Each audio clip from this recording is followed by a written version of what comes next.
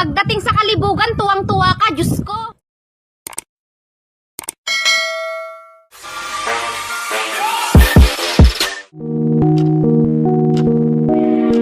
Huwag maging mapanghusga.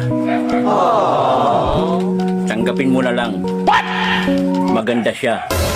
Ha? Ikaw hindi.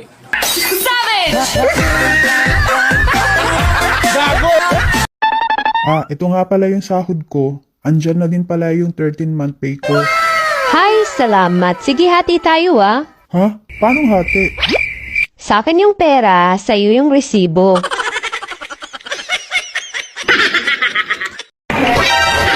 Ang mga babae talaga ngayon, kahit marami ng problema, maaliwalas pa rin ang kanilang pagmumuka Wow. Salamat. sa filter.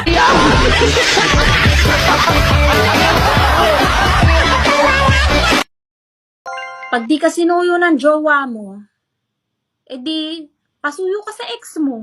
Gago! Pagdating sa kalibugan, tuwang-tuwa ka, Diyos ko.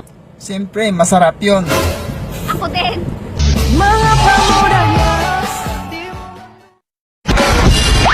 Miss, nakita kita kanina sa bintana. Ang ganda mo.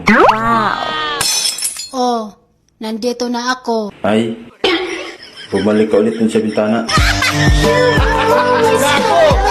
Pag nagmahal kayo, piliin nyo yung matigas ang ulo. Talaga ba? Matigas nga. Malnourished naman. Tapos yung itlog, bugok pa.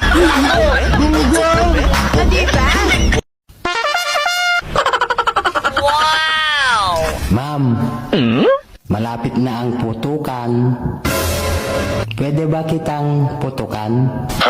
Oo naman. Yes! Sir, basta iputok mo lang sa labas. Huwag lang sa loob.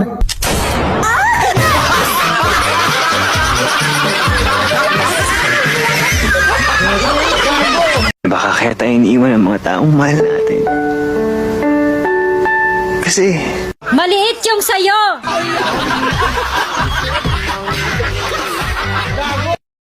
Sino yun? asawa mo. Eh bakit mo sinabing nandito tayo? Ako, relax ka lang. Nagpa-deliver lang ako ng pizza. Eh, di ba trabaho niya yun?